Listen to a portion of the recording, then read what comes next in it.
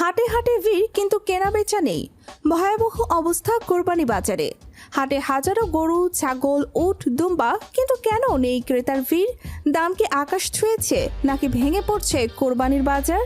বিক্রেতারা কেন বলছেন এবার বড় ক্ষতির মুখে আমরা? চলুন জানি আসল সত্য।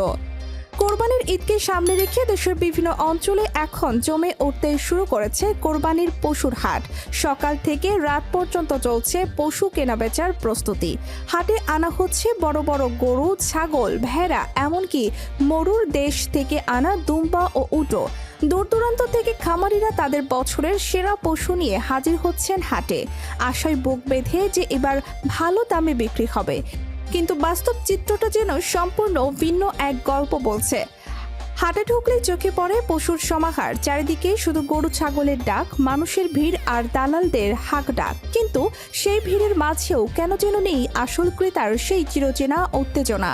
অনেক জায়গায় দেখা যাচ্ছে দর্শনার্থী বেশি কিন্তু কেনাবেচা খুবই কম।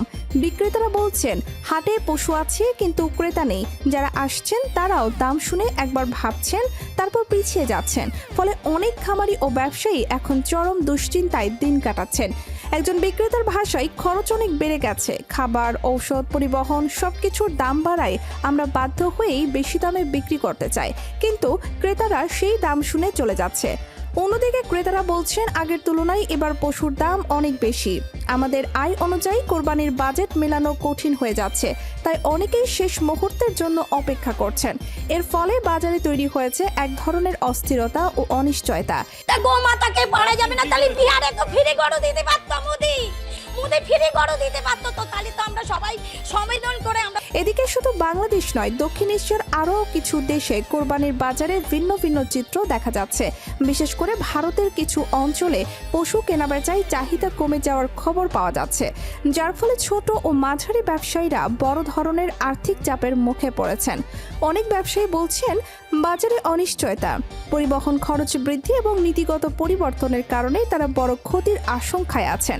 তাদের আশঙ্কা, যদি শেষ মুহূর্তে বাজার না জমে ওঠে তাহলে অনেকেই পথে বসার মতো পরিস্থিতির মুখোমুখি হতে পারেন। তবে বিশেষজ্ঞরা বলছেন এটি শুধুমাত্র একটি দেশ বা একটি অঞ্চলের সমস্যা নয়, বরং পুরো দক্ষিণ এশিয়ার অর্থনৈতিক চাহিদা, মুদ্রাস্ফীতি এবং খরচ বৃদ্ধির একটি সম্মিলিত প্রভাব। বাংলাদেশে আবার অন্যদিকে হাটগুলোতে আধুনিকতার ছোঁয়াও স্পষ্ট হয়ে উঠছে। অনলাইনে পশু বিক্রি, ফেসবুক লাইভে হাট প্রদর্শন, এমনকি হোম ডেলিভারি সার্ভিসও ধীরে ধীরে জনপ্রিয় হয়ে উঠছে। অনেক তরুণ এখন সরাসরি হাটে না গিয়ে অনলাইনে ছবি ও ভিডিও দেখে পশু পছন্দ করছেন।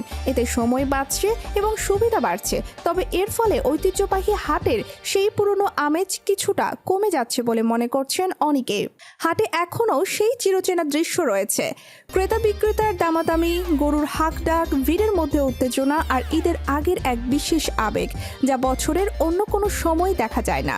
কিন্তু এই উৎসব মুখর পরিবেশের মাঝেও লুকিয়ে আছে এক ধরনের চাপা দুশ্চিন্তা, কারণ সবাই এখন অপেক্ষা করছে শেষ মুহূর্তে বাজার কতটা চাঙ্গা হয় তার ওপর। বিশ্লেষকরা বলছেন সাধারণত ঈদের আগের শেষ কয়েকদিনে হাট সবচেয়ে বেশি জমে ওঠে, তখনই আসল কেনাবেচা হয় এবং অনেক সময় দামও পরিবর্তন হয়। তাই এখনই পুরো পরিস্থিতি নিয়ে চূড়ান্ত সিদ্ধান্তে আসা কঠিন।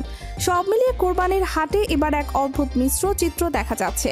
একদিকে উৎসবের রং, আনন্দ আর প্রস্তুতি, অন্যদিকে অর্থনৈতিক চাপ, দাম বৃদ্ধি এবং অনিশ্চয়তার ছায়া।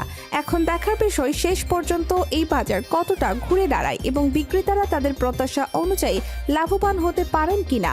ভিডিওটি যদি ভালো লেগে থাকে তাহলে অবশ্যই লাইক দিন, কমেন্টে জানান আপনার এলাকার কোরবানির হাটের পরিস্থিতি কেমন এবং চ্যানেলটি সাবস্ক্রাইব করতে ভুলবেন না। সর্বশেষ কোরবানির হাট আপডেট, রাজনৈতিক খবর এবং গুরুত্বপূর্ণ ব্রেকিং নিউজ পেতে আমাদের সাথেই থাকুন।